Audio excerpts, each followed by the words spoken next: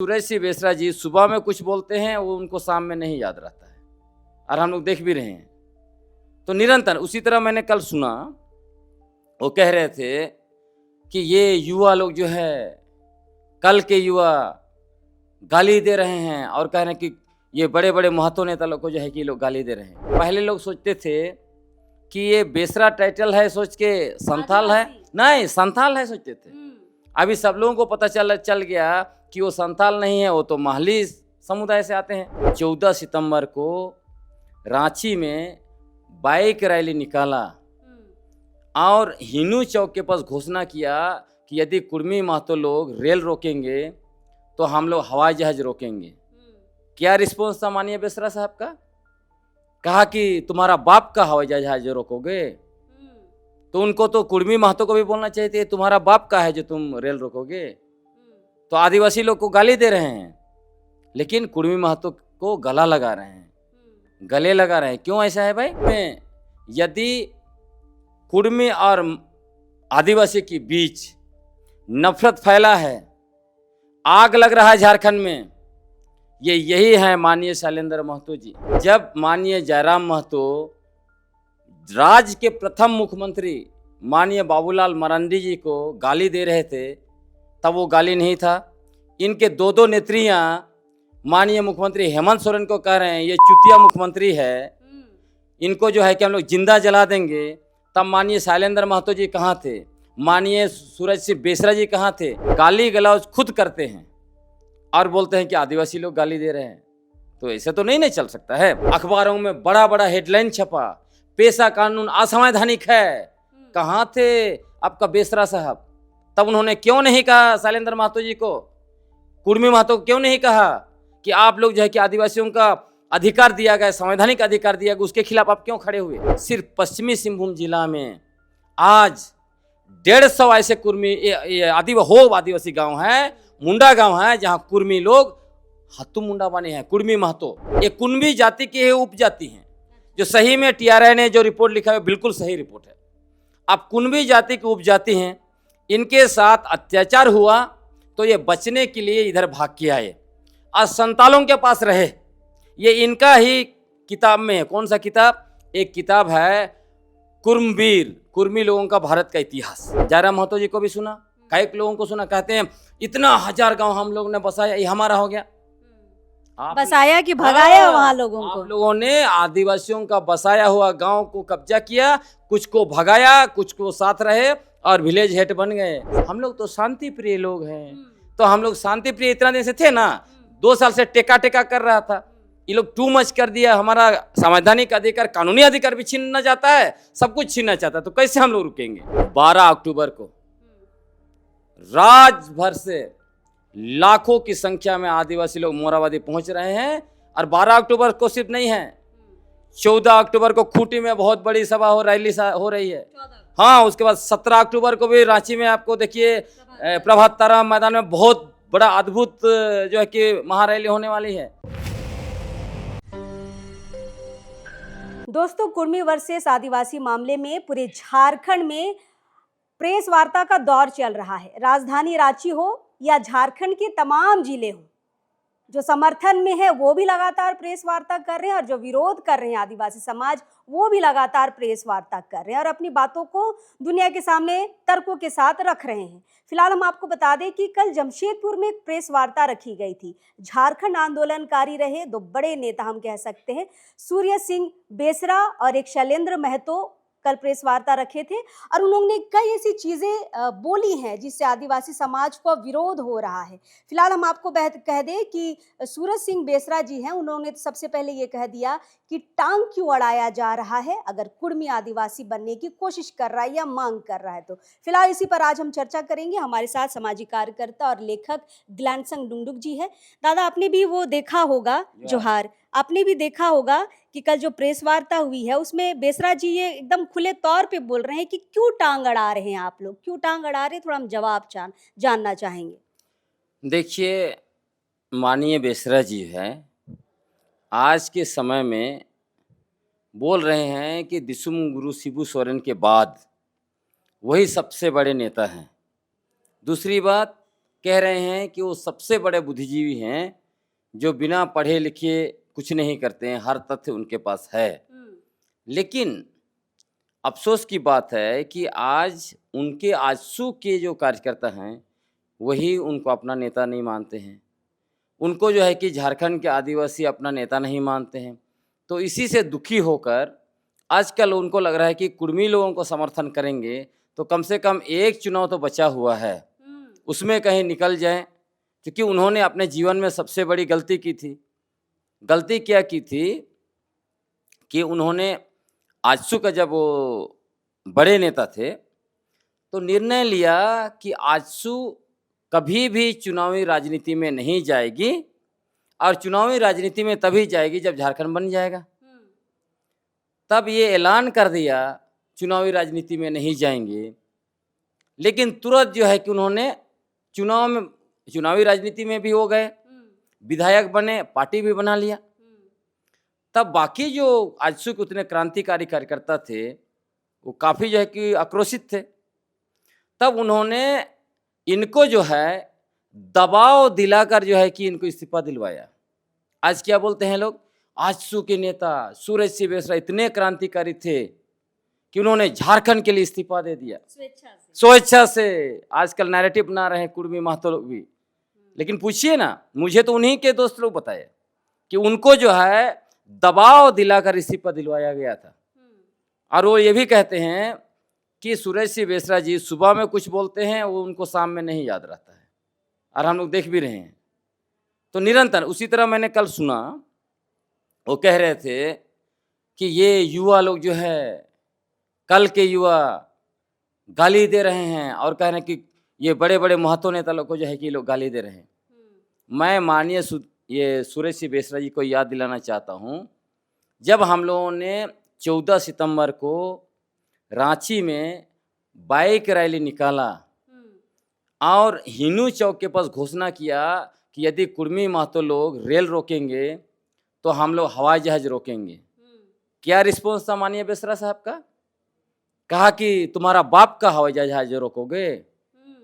तो उनको तो कुर्मी महतो को भी बोलना चाहिए था, तुम्हारा बाप का है जो तुम रेल रोकोगे।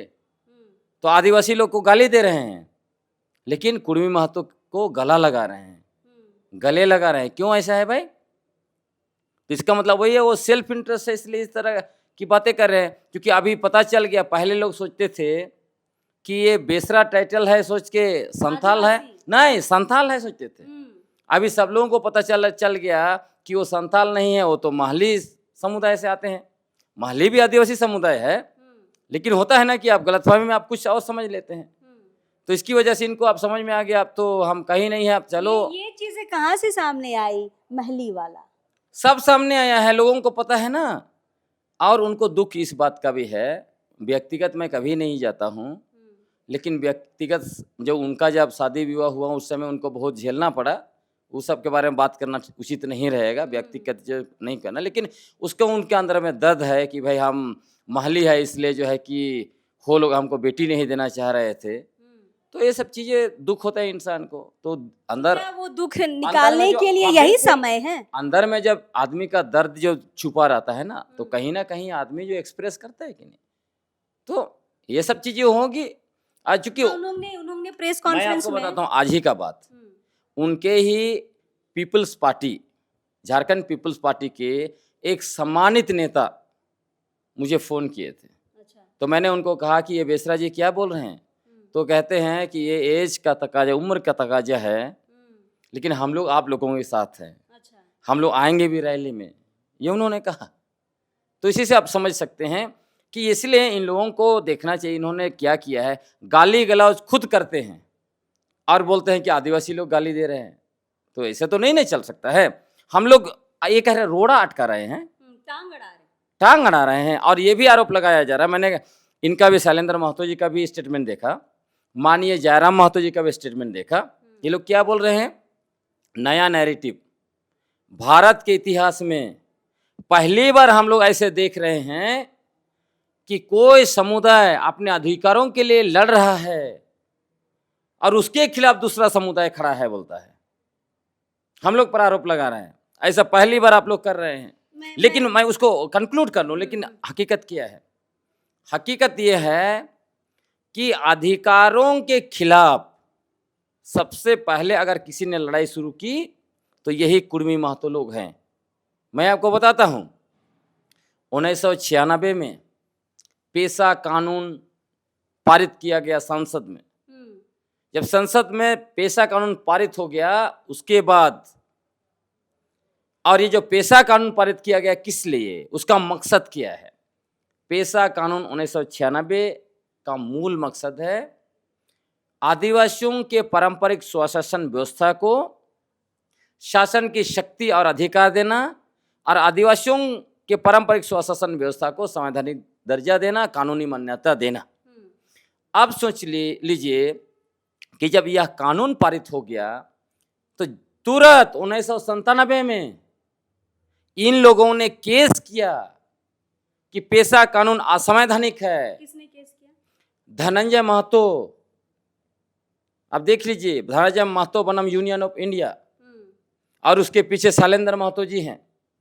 और उसमें आप देखेंगे कि ये जब केस हुआ और उसमें चुनौती क्या दिया गया, भारत के संविधान अनुच्छेद 14 का उल्लंघन बताया गया, पेशा कानून को असंवैधानिक बताया गया, मतलब आदिवासियों की जो पारंपरिक स्वशासन व्यवस्था है उसको असंवैधानिक बताया गया।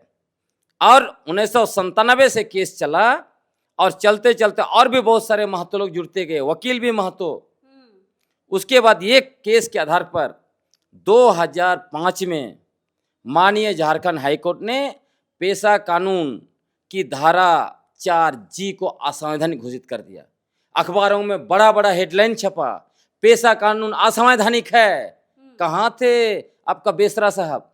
तब उन्होंने क्यों नहीं कहा शैलेंद्र महतो जी को, कुर्मी महतो को क्यों नहीं कहा कि आप लोग जो है कि आदिवासियों का अधिकार दिया गया, संवैधानिक अधिकार दिया गया, उसके खिलाफ आप क्यों खड़े हुए? मतलब उस समय कुर्मी समुदाय आदिवासी समुदाय के खिलाफ विरोध में था। उसके बाद मैं आपको बताता हूं, उसके बाद इन्होंने, आपका शैलेंद्र महतो साहब ने बड़ा नैरेटिव बनाया कि झारखंड के अनुसूचित क्षेत्रों में आदिवासी लोग 50% भी नहीं हैं, इसलिए अनुसूचित क्षेत्र को खत्म करना चाहिए। 112 ब्लॉक का आंकड़ा दिखाया गया और उसी के आधार पर अनुसूचित क्षेत्र को खत्म करने के लिए फिर से इन लोगों ने झारखंड हाईकोर्ट में मुकदमा डाला। वो मुकदमा हार गए ये लोग, लेकिन उसमें इन्होंने, शैलेंद्र महतो साहब ने क्या नैरेटिव बनाया कि अनुसूचित क्षेत्र का जो निर्माण हुआ है वो जनसंख्या के आधार पर हुआ है। इतना फर्जी नैरेटिव इन्होंने बनाया। कितना फर्जी व्यक्ति फर्जी इतिहास बनाते हैं। और बता रहा हूं, जबकि अनुसूचित क्षेत्र का निर्माण हुआ उसमें जनसंख्या की कोई भूमिका नहीं थी। क्या था? पहली बार अनुसूचित क्षेत्र 1874 में शेड्यूल डिस्ट्रिक्ट एक्ट के द्वारा बनाया गया। चुटिया नागपुर और संताल परगना, ये 2 जिले थे। और ये जो जनसंख्या का बात आया, कब आया? ढेबर कमीशन जब आया तब ढेबर कमीशन ने कहा कि नया जब एरिया बनेगा तब उसमें जनसंख्या एक आधार होगा। लेकिन कितना फर्जी नैरेटिव बनाकर शैलेंद्र महतो जी ने पेश किया और केस किए ये लोग, और ये लोग हारे। तो ये लोग हमारे अधिकारों को, हमारा जो कानूनी अधिकार, पेशा कानून, संवैधानिक अधिकार, अनुसूचित क्षेत्र, ये सबको खत्म करने के लिए लड़ाई लड़ा लंबे समय। आप 1997 से लेके अभी भी देखिए, एक तो पेशा कानून लागू हुआ तब लड़ाई की, अभी जब हम लोग नियमावली मांग किया कि नियमावली बनाइए, झारखंड का 24 साल हो गया, तब इन्होंने फिर से आंदोलन शुरू किया। इनके जो शीतल ओहदार महतो क्या बोले, इन्होंने कहा पेशा कानून काला कानून है।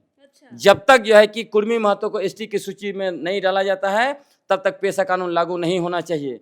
तो किसने हमारे अधिकारों, कानूनी और संवैधानिक अधिकार के खिलाफ इतना लंबा समय तक आंदोलन किया है? कानूनी और सड़क पर और बहुत अलग तरीके से पॉलिटिकल नैरेटिव सब बनाए गए हैं। तो पहले आप लोग विरोध नहीं करते थे इतने खुले तौर पे, अभी खुले तौर पे विरोध हो रहा है, इसलिए उनका कहना है कि दूसरा समुदाय रोकने की कोशिश कर रहा है, टांग अड़ाने की कोशिश कर रहा है। आपने टांग अड़ाया, आपने हमारा अधिकार छीनने की कोशिश की, कानूनी लड़ाई लड़े आप, हमारा पेशा कानून को असंवैधानिक घोषित करवा दिया झारखंड हाईकोर्ट में। यदि सुप्रीम कोर्ट नहीं होता, वहाँ अच्छे जज नहीं होते तो हमें तो न्याय नहीं मिलता। अच्छा, पहले भी पेशा को लेकर ये लोग रोड़े रोड़े अटका हाँ, रहे मैंने थे। वो बताया। अभी भी तो पेशा को बिल्कुल। लेकर इनका कहना है कि बाईसी प्रथा जब तक लागू हाँ। उसमें डाला नहीं जाएगा पेशा में, ये लागू नहीं हो वही तो सकता मैं है। कह रहा हूँ, ये ऐसे लोग हैं, एक तरफ आदिवासी बनना चाहते हैं, हम्म, लेकिन दूसरे तरफ अनुसूचित क्षेत्र जो आदिवासी इलाका है उसके तहत नहीं रहना चाहते हैं। आदिवासी कानून है उसके तरह शासित हो नहीं होना चाहते। मतलब ये कहते हैं ये बिल्डिंग जो है इसमें हमको भी हक चाहिए, लेकिन पहले इस बिल्डिंग को तोड़ो, यहाँ का नियम कानून को खत्म करो, उसके बाद हमको भी रहने दो। मतलब घर टूट जाएगा, उसके बाद ये लोग खुले आसमान में रहेंगे। कैसे लोग हैं? अच्छा दादा, कल प्रेस वार्ता में और एक चीज सामने आई। एक तो गाली वाली बात, शैलेंद्र महतो ने कहा कि जयराम महतो जो है वो एक संवैधानिक पद में है, गाली नहीं देना चाहिए। कुछ उदाहरण हम पेश करना चाहेंगे। बेबी महतो जो जिस वीडियो की वजह से वायरल हुई थी, उन्होंने मुख्यमंत्री को चुतिया बोला था। बिहारी महतो का वीडियो आप देख लीजिएगा, वो भी गाली बकते हुए आपको नजर आ जाएंगे। जब जयराम महतो खुद विधायक नहीं बने थे, एक अखबार को पलटते हुए उनका एक वीडियो है सोशल मीडिया में, उनके ही अकाउंट पेज पे आप जाके देखिएगा। बाबूलाल मरांडी को, एक आदिवासी नेता को गाली दे रहे हैं। उस वक्त गाली जायज था, अब संवैधानिक पद में आ गए हैं तो गाली नाजायज है। ये कौन सा तरीका है? हेमंत जी को जब गाली दिया गया तब शैलेंद्र महतो कहाँ थे? ये सवाल रहेगा। यही मैं भी सवाल पूछ रहा हूँ। यह सवाल माननीय शैलेंद्र महतो जी से पूछा जाना चाहिए, यह सवाल माननीय सूरज सिंह बेसरा जी से पूछा जाना चाहिए। जब माननीय जयराम महतो राज्य के प्रथम मुख्यमंत्री माननीय बाबूलाल मरांडी जी को गाली दे रहे थे, तब वो गाली नहीं था। इनके दो नेत्रियां माननीय मुख्यमंत्री हेमंत सोरेन को कह रहे हैं ये चुतिया मुख्यमंत्री है, इनको जो है कि हम लोग जिंदा जला देंगे। तब माननीय शैलेंद्र महतो जी कहाँ थे? माननीय सूरज सिंह बेसरा जी कहाँ थे? नहीं तो वो आदिवासी नेता थे ना, इसलिए दर्द नहीं हुआ। अभी कुर्मी नेता को बोला जा रहा है इसलिए दर्द हो रहा, हम तो यही समझेंगे। वही मैं कह रहा हूँ। और खुद आप जो है कि विगत कुछ वर्षों का आप वीडियो वगैरह उठा के देख लीजिए, कितना रोहार दूसरा दिन माननीय जो है कि दिसुम गुरु शिबू सोरेन और माननीय हेमंत सोरेन के खिलाफ कितना जो है कि गाली गलौज किया है। सूरज सिंह बेसरा जी क्या नहीं बोले उनको। तो आज जब युवा लोग आपस में लड़ रहे हैं तो आपको आज दर्द हो रहा है।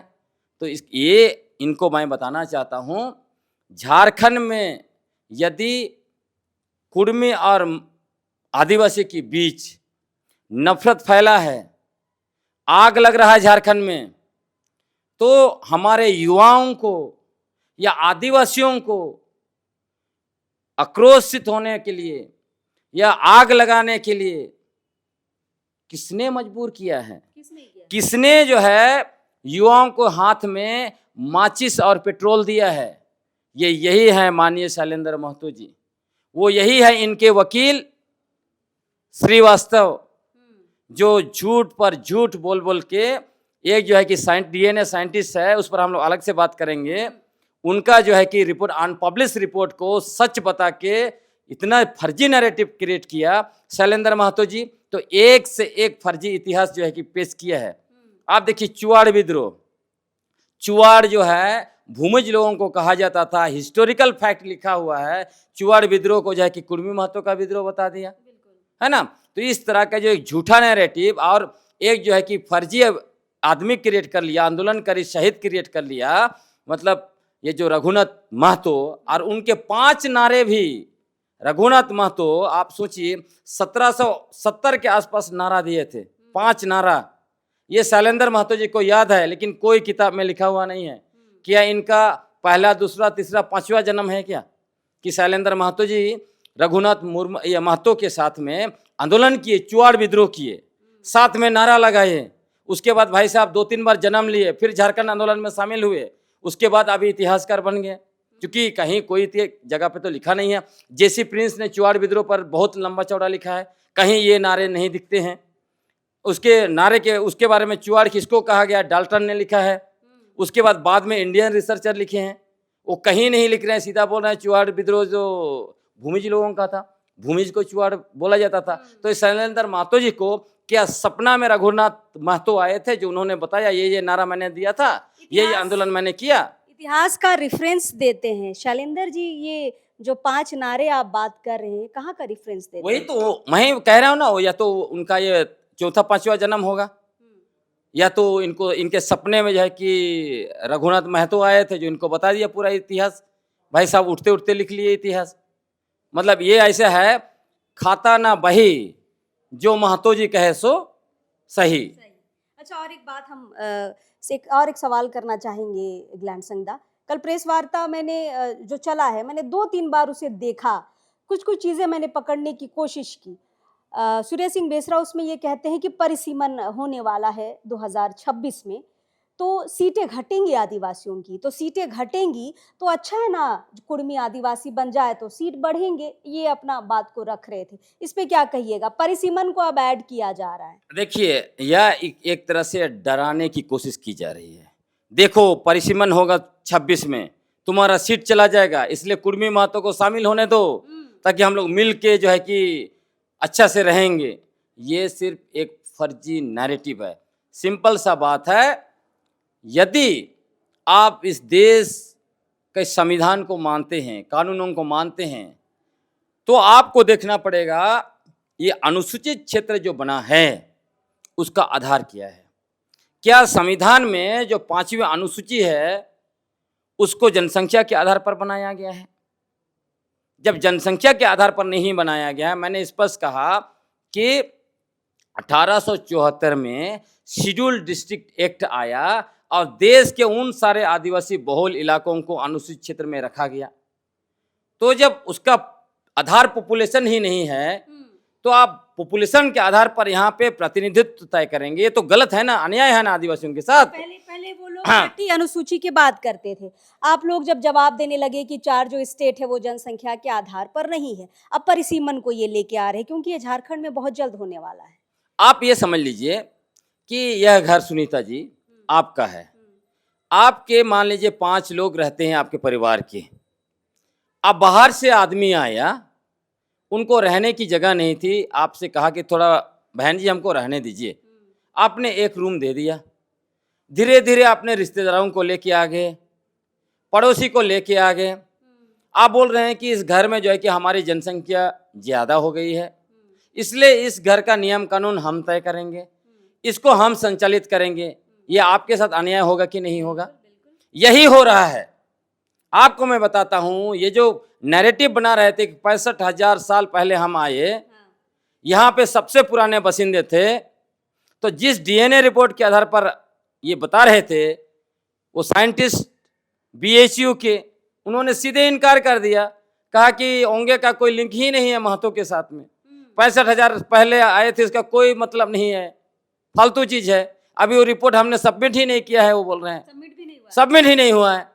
और बता लीजिए कि ये कैसे है। अब सवाल ये आया, बिना सबमिट की ये 65,000 साल पहले वाली बात बाहर कैसे आ गई? यही इनके जो फर्जी वकील है, चूंकि फर्जी नैरेटिव बनाना है इनको, हो सकता है उससे ये लोग ज्यादा पैसा पे करेंगे, मुझे नहीं पता है। तो आपको मैं बताता हूं, तो सवाल यह है, आखिर कुर्मी महतो लोग कहां से आए? 3 रास्ता है। एक रास्ता यह है, जब मुगल लोग इनके ऊपर अत्याचार किए, वहां महाराष्ट्र में, एक कुणबी जाति की उपजाति है, जो सही में टीआरआई ने जो रिपोर्ट लिखा है बिल्कुल सही रिपोर्ट है। अब कुणबी जाति की उपजाति हैं, इनके साथ अत्याचार हुआ तो ये बचने के लिए इधर भाग के आए और संतालों के पास रहे। ये इनका ही किताब में है। कौन सा किताब? एक किताब है कुर्मवीर, कुर्मी लोगों का भारत का इतिहास, उसमें लिखा हुआ है। और इसमें महतो लोग खुद बताया है, महतो लोगों का स्टेटमेंट वहां पे, जिसको टेस्टिमनी बोलते हैं, टेस्टिमनी छपा हुआ है। उसमें लोग कह रहे हैं कि 17वीं शताब्दी में जब अत्याचार हुआ तब ये लोग इधर भाग के आए और ये संतालों के घर में छुपे और अपना असली स्थान नहीं बताया, ताकि कोई उनको मुसलमान आउटसाइडर ना समझ ले, और संतालों ने उनको रखा। इसीलिए माझी महतो भाई भाई हुआ। और इस बात को देखिए, रिजले ने लिखा है कि माझी लोग, मतलब संताल लोग, ये महतो को अपना भाई मानते हैं। देखिए रिजले का रिपोर्ट भी और इनका अपना इतिहास भी मैच कर रहा है। तो हाँ, एक लिंक ये है। दूसरा लिंक क्या है? जब मुगल लोग इनके ऊपर अत्याचार किया तो मुगल लोगों के साथ लड़ने के लिए, उनके खिलाफ लड़ने के लिए इन्होंने भी सेना बनाई, तो उस सेना का ये लोग हिस्सा थे। और उस सेना से के द्वारा ही फैलते गए, इधर छोटानागपुर, उड़ीसा, इधर बंगाल आके इधर रह गए। तीसरा लिंक, ये लोग आए थे कमाने खाने के लिए, ये तीसरा लिंक है। मतलब एक ही साथ नहीं है ये, 17वीं शताब्दी से आना इनका शुरू हुआ, आते गए फलते गए। अब कमाने खाने कब आए? जब सब कुछ इस्टेब्लिश हो गया। उनके पहले लोग आगे बसे। अभी भी देखिए, जो लोग बिहार, यूपी और जगह से बहुत पहले आए हैं, उनके रिश्तेदार अभी आ ही रहे हैं। जगह जगह जमीन खरीद खरीद के बस रहे हैं ना। झारखंड का पिछला 20 साल का इतिहास खोल लीजिए, क्या इतना भीड़ था झारखंड में? बिल्कुल नहीं। तो उसी तरह की ये लोग आते गए अपने रिश्तेदारों के साथ, ऐसे कर करके। एक है आपका सिंहभूम का गजेटियर 1910 का, वो गजेटियर में लिखा हुआ है कि ये कुर्मी लोग बिहार से आए, मतलब जो सिंहभूम में बसे हैं, वो बिहार से गए। क्या करने गए थे? घरेलू काम और जो है कि छोटा छोटा व्यवसाय। आज रांची में ही आप देख लीजिए, यहाँ पे फुचका, चाट और भी छोटा छोटा चीज ठेला सब में कौन बेचता है? वही लोग बेचते हैं। तो उसमें वही बोलता है छोटा छोटा व्यापार करने आए थे। उसके बाद ये लोग जो है कि पैसा जमा कर लिया, और पैसा जमा करने के बाद उसके बाद जमीन खरीदी, और जमीन खरीदने के बाद क्या किया इन लोगों ने? जमीन खरीदने के बाद हो गांव में घुस गए। हर हो आदिवासी का गांव में हाथों मुंडा बन गए उस समय में। तो फिर मैंने दस्तावेज निकाला, सुनीता जी आप दंग रह जाएंगे। सिर्फ पश्चिमी सिंहभूम जिला में आज 150 ऐसे कुर्मी आदिवासी गांव है, मुंडा गांव है, जहां कुर्मी लोग हाथों मुंडा बने हैं। कुर्मी महतो कैसे बन गए? चूंकि आपका ये जो हो लैंड जो है ना, हो में एक हुकूकनामा अंग्रेज के समय था। अभी भी है वो हुकूकनामा। हुकूकनामा में ये व्यवस्था किया गया है कि डीसी हाथों मुंडा को हटा सकता है। अभी भी देखिए, हटाया तो कितना हंगामा हुआ था। तो ये हुआ होगा कि जब ये लोग कह रहे हैं कि पैसा इनके पास हो गया, तो उस समय इन्फ्लुएंस कर करके कुछ कर करके अपना जो है कि हाथों मुंडा ले लिया। अब तो हम लोग गांव गांव का जो है विलेज नोट निकालेंगे तो समझ में आएगा। गांव तो हो लोग बसाया, मुंडा लोग बसाया, आप कैसे बन गए? उसी तरह और एक लिंक है, डाल्टन लिखते हैं डिस्क्रिप्टिव एथनोलॉजी ऑफ बंगाल, 1872 में लिखा है। सोच लीजिए, उसमें लिखे हैं कि जो ये मनभूम जिसको ये लोग बोलते हैं हमारा है, वो लिख रहे हैं वहां के ओरिजिनल कौन लोग हैं? मनभूम, धनभूम, ये सब का वहां के ओरिजिनल भूमिज लोग हैं, मूल लोग हैं, प्रथम निवासी लोग हैं। और उसमें वो ये भी लिखा है कि ये लोग गए, इन्होंने भूमिजों को उनके गांव से बेदखल किया और गांव कब्जा कर लिया, और इस तरह बस आज क्या नैरेटिव बना रहे हैं। मैंने माननीय जयराम महतो जी को भी सुना, कई लोगों को सुना, कहते हैं इतना 1000 गांव हम लोग ने बसाया, ये हमारा हो गया। बसाया कि भगाया वहां लोगों को? आप लोगों ने आदिवासियों का बसाया हुआ गांव को कब्जा किया, कुछ को भगाया, कुछ को साथ रहे और विलेज हेड बन गए। सब कुछ दस्तावेज है, हवा में हम बात नहीं कर रहे हैं। तो हकीकत ये है, मतलब कि ये लोग यहाँ के नहीं हैं बसिंदा। ये फर्जी नैरेटिव था कि छोटानागपुर के हम सबसे पुराने बसिंदे हैं, 65,000 साल से आए। तो ये तो अब तो माफी मांगना पड़ेगा इन लोगों को। आप बताइए किस आधार पर हम उसको आदिवासी माने? और आपको और भी बताता हूँ, ये लोग बोलता था कि जनगणना में हम लोग हैं, और 1931 वाला जनगणना खूब फैलाया। एक दीपर पूर्णियार कुछ नाम है व्यक्ति, अपना नाम डाल डाल के फैला रहा था, देखो देखो देखो। जब मैं पढ़ने लगा तो दंग रह गया, उसमें उन्हीं के खिलाफ लिखा हुआ है। और जब मैंने इंपीरियल डेटा निकाला तो मैं और भी दंग रह गया। जानते हैं उसमें क्या लिखा है? उनको मराठा ग्रुप में डाला है। हाँ, कनबी, कुनबी, कुर्मी और क्षत्रिय कुर्मी। तो उसी को तो साजिश बताते हैं ना। साजिश क्या है? इन्होंने मांग किया, जब इनको कहा गया कि आप एबोरिजिनल हैं, कहीं लिख दिया गया 1-2 बार, तो इन्होंने क्या कहा? चर्चा में लिखा गया, हम नहीं हैं, हम नीच जाति बनना नहीं चाहते हैं। सुनीता जी, ये लोग 1927 से लेकर 1930 तक आंदोलन किया। आपको बताता हूँ, 30 अगस्त 1930 को स्मारक पत्र दिया कि अगला जनगणना में हमको क्षत्रिय कुर्मी लिखा जाए। इसलिए आप देखिए, जो 1931 का जनगणना इंपीरियल डेटा में उसमें लिखा है कुर्मी अलग से है और कुर्मी क्षत्रिय अलग से है। समझ रहे हैं? तो ये सब कुछ हुआ है। अच्छा दादा, साल 2023 में भी रेल टेका आंदोलन हुआ था, उस समय आदिवासी समाज ने कोई विरोध नहीं किया, सब कुछ बहुत शांत चल रहा था। इस बार ज़्यादा दोनों तरफ से इसलिए हो रहा है क्योंकि इस बार विरोध पे उतरे हैं आदिवासी, शायद इसलिए इस बार लड़ाई लंबी चल रही है। कब तक लंबी चलेगी? आप लोग का रैली भी आने वाला है, 12 तारीख को है, क्या तैयारियां चल रही हैं? देखिए, जब सिर से पानी ऊपर चला जाता है, जब आपका अस्तित्व को कोई फर्जी तरीके से मिटाने लगता है तो खड़ा होगा, ये इन्हीं का देन है। मैंने आपको कहा ना, अभी जब हम लोग पेशा कानून का नियमावली बनाने के लिए आंदोलन कर रहे थे, आप उसके हिस्से हैं, ये जो पत्रकार, तो ये लोगों ने आंदोलन शुरू कर दिया। कभी ये लोग इनके साथ 78% किसके साथ सदान बन जाते हैं ये लोग, कभी जो है कि कुछ और बन जाते हैं। और डॉक्टर बीपी केसरी साहब ने लिखा है, इनकी जो भाषा है कुड़माली भाषा, वो सदानी भाषा है। हाँ, और ये जरूरत के अनुसार देखिए, ये जो है महतो बाबू कौन, ये आजसू वाले क्या बोले 2023 में, मतलब इनको जब वोट लेना था उन लोगों का, तो ये लव कुश के वंशज बन गए थे। 24 में भाई साहब के हाथ में एक नंबर लगा बहुत मुश्किल से, वो भी नहीं लग रहा था, बचते बचते बच गया। तो अभी जो है 25 में भाई साहब आदिवासी का बेटा हो रहे हैं, मतलब जरूरत के अनुसार। उसी तरह जब इनको अबोरिजिनल कहा दिया गया तो दर्द होने लगा कि नहीं नहीं नहीं नहीं, हम तो क्षत्रिय हैं, तब आपको आदिवासी नहीं होना था। अभी इनको लग रहा है कि सत्ता तो हाथ में लग ही नहीं रहा, मुख्यमंत्री कभी नहीं बन पाएंगे, तब इधर आदिवासी हो रहे हैं, मतलब सब कुछ इनके अनुसार चलेगा, ऐसे नहीं ना होगा। तो आपने तैयारी कहा 12 अक्टूबर को राज्य भर से लाखों की संख्या में आदिवासी लोग मोराबादी पहुंच रहे हैं।